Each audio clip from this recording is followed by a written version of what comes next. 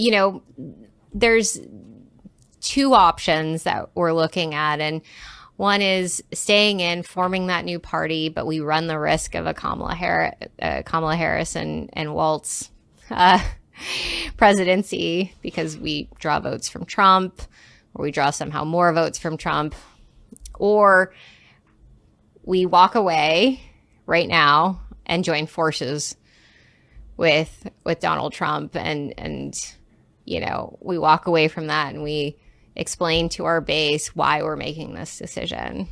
It's official, gang. That was VP candidate Nicole Shanahan confirming that the Robert Kennedy Jr. campaign is indeed considering joining forces with the Trump train to crush Commie Kamala in November. We're going to take a look at what such an alliance would mean and why it does indeed signify a massive landslide in the making.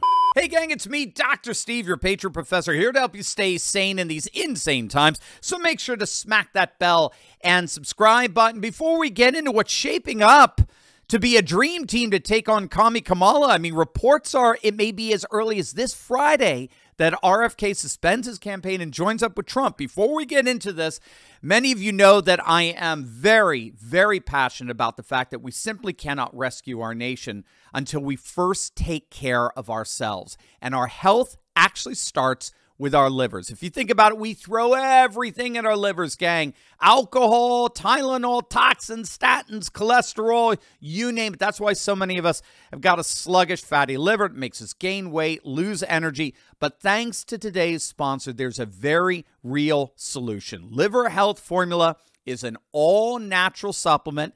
It contains 12 clinically proven botanicals that help recharge and protect your liver. It's manufactured right here in the USA. It's approved by independent American doctors. And the best part, if you click on that link below right now, you can actually try Liver Health Formula and receive a free bottle of blood sugar formula when you order today. So don't let a fatty liver keep you sluggish and inactive. You know this is personal for me, gang.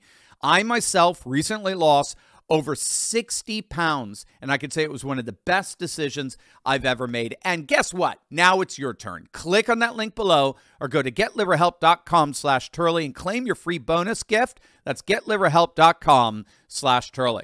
The fledgling Harris campaign is panicking today after hearing news about a possible Trump-Kennedy alliance. As you saw earlier, Kennedy's running mate, Nicole Shanahan, confirmed in an interview that she and Kennedy were indeed considering suspending their campaign and joining forces with Trump to crush Commie Kamala in November. Trump, of course, immediately responded to the offer, and here's what he had to say. Can I ask you about RFK? Because just moments ago, his running mate said that they were considering endorsing you. Have you considered him for a role in the administration, and what role would that be? Well, we haven't, but I would love that endorsement because I've always liked him. Would you also consider putting him in the administration? You're asking me a very unusual question. I haven't been asked that question yet. I like him a lot. I respect him a lot. I probably would if something like that would happen. So obviously, President Trump is very receptive to this offer to join forces. There's already talk of finding a position for Bobby Kennedy in Trump's administration. Alex Jones actually saying that it may even in fact be the Attorney General. Think about that, just like his dad. Now, at one level, the Democrats only have themselves to blame in all of this. They've been thwarting Bobby Kennedy's campaign at literally every turn. They rigged the primaries to literally force him out of the party. And now, of late, they've been weaponizing election law at the state level to bump Kennedy off the ballot in key swing states, most particularly Pennsylvania. So they've only got themselves to blame were Kennedy to join forces with Trump against the Democrats. But at another level, this alliance would signify a massive political realignment that's already been going on, particularly in Europe, where we've seen populist left parties joining forces with populist right parties. So, for example, back in 2018, we followed this very closely, the coalition that was forged in Italy between the populist left party known as Five Star and the populist right party known as Lega, Matteo Salvini's party. Steve Bannon actually helped to broker that coalition. And what happened was that Five Star, the populist left party, they won the 2018 election in Italy, but without an outright majority. And so Bannon convinced them not to coalition with the center-left mainstream party, but but instead forge an anti-elite, anti-establishment coalition with the populist right party, the Lega party, which they did. And it was actually a very successful government as long as it lasted, which is about 2 years. I was in Italy and saw it firsthand. I got to see Matteo Salvini speak, as well as Giorgia Meloni when she was only getting 2 or 3% support. She's now the prime minister. But I think that what we're seeing here in this possible alliance between Bobby Kennedy and Trump, we may be seeing the unification of the populist left with the populist right. And if we do have that, the chance of totally crushing the establishment just skyrocketed. I mean, this alignment is so exciting. It would reflect the growing realignment of the voting population all over the West, in Italy, in the UK, in France, where the people have had it with these feckless managerial elites that govern for their own benefit and prosperity at the expense of the benefit and prosperity of the people. So what's important here is that you have to reorient yourself around this realignment. It's not an ideological realignment, right? Obviously, ideologically, Trump and Bobby Kennedy Jr. are quite far apart. What you have to get is that this isn't about ideology. This is about overthrowing the establishment. This is about taking out the managerial class once and for all. And a Trump-Kennedy realignment promises to do precisely that. Now, this news of a possible Trump-Kennedy alliance comes at a very, very bad time for Kamala. Their campaign is literally right now sputtering out of control. We are now more than halfway through this convention, and Kamala is actually losing support. She's officially losing support. You're supposed to get a significant bump coming out of your convention. She may still do that, but thus far, Kamala's seeing the opposite. She's losing support. Take a look at this. This is Polymarket's betting odds. Now, keep in mind, betting odds are always reactive, not predictive, right? The markets react. They don't predict. Nevertheless, take a look at how they're reacting to this DNC debacle. Before the convention, the markets gave Kamala the edge. They gave her a 4-point lead in terms of who's more likely to win in November, 52 to 48. Take a look at it now. This is just 2 days after the convention began. It's now Trump plus 5, 52 to 47. Gang, that's a 9-point swing in the betting markets since this DNC debacle began. It gets worse. Take a look at the latest from Roanoke. Now, remember, Roanoke is one of the single best polling outlets out there. Look at this. Virginia is once again in play as of this week. Trump is within 3. Trump is within 3 in a state where Biden, at this point in late August 2020, Biden had a 14-point lead. Even the creepy pollster Frank Luntz is freaking out over this. He's reminding everyone that Biden won Virginia by 10. Trump is now within 3. And again, Roanoke has one of the best track records historically of any polling outlet. They consistently poll within the margin of error. They are very predictive.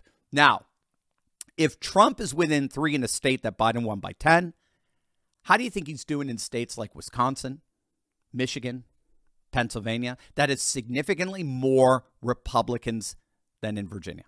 If Virginia's in play, forget about Kamala winning any of the swing states. It's just not going to happen. But now, with news of this possible alignment between Trump and Kennedy, I mean, forget about it. That's going to effectively put an end to this Democrat debacle. And again, this convention, at least thus far, has frankly done nothing to stop the bleeding. And even Democrats are admitting this. Here's Democrat Chicago City Councilman Raymond Lopez saying the quiet part out loud. Democrats winning any new voters at this convention? I highly doubt it. I think this is all playing to their own base, not trying to recruit new people, because clearly the Democratic Party, my party, is not interested in talking about what matters. How are you going to keep people safe? How are you going to secure the border? And how are you going to deal with the 8 million undocumented individuals that they let in under Kamala Harris's lead? And he's right about that. As far, the Democrats have made this convention solely about Trump. Orange man bad. Breitbart had a piece that detailed how the speakers have mentioned Trump's name hundreds upon hundreds of times, but they barely speak about the border. They barely speak about crime. They barely speak about the economy or inflation. The problem is that everyone in the nation already has an opinion on Trump. This is what makes this election so unique. Trump is running as a de facto incumbent. Every single person in the nation, every voter, already has a solid opinion of Trump. You're not going to convince them one way or the other with regard to Trump. We've talked about this in a number of recent videos in the last couple of weeks. There's study after study that shows that we really are seeing the death of the swing voters. Swing voters are gone. Voters have made up their minds. Those who are already backing Trump are backing him no matter what. Those who are not backing Trump are not backing him no matter what. And the polls show that when all is said and done, Trump has the clear advantage over whoever the Democrats put up, whether it's Joe or Kamala or whoever. Trump is crushing it with the rural vote like he's never done before, and he's minimizing the non-white urban vote for the Democrat. He's maximizing the rural vote for himself, all the while minimizing the urban vote for the Democrat. And thus far, there's been nothing at this convention whatsoever to even remotely change that. Oh, yeah. Oh, yeah. And then, of course, there was this. Oh, say, can you see by the dawn's early light what so proudly we hailed at the twilight's last gleaming, whose broad strides we hailed at the... I literally have no idea what even to say to that. Regardless, another indicator, I'm sorry I did that to you, another indicator that even the Democrats know they're in trouble. I'm sure many of you have heard by now, Kamala has officially chickened out of the Fox News debate with Trump that was scheduled for September 4th. It looks like we're just going to have a single debate, one debate, and on Kamala's home turf on the ultra-liberal ABC. Trump doesn't care. We're not going to have the three typical debates. It looks like Kamala's only agreeing to one, and you don't have to be a genius to figure out why that is, gang. Kamala's team is seeing the polls, right? They're seeing their numbers drop like a rock, and they know, keep in mind, these same people who knew Biden was senile, they know that the more the public sees and hears Kamala, the less they like her. That's been the pattern of her entire political career. Remember, she barely won her attorney general's race in California. The Republican came within a point or two of actually winning that race in California. Even in the bluest of blue states, Kamala's despised. So dropping out of the debate is a clear indicator that the Democrats are going to be attempting a kind of Biden basement 2.0 strategy, where you basically hide your candidate and let the legacy media campaign for you. But with this possible Trump-Kennedy realignment, that basement looks like it's only going to end up turning into a bunker for the political fallout come November.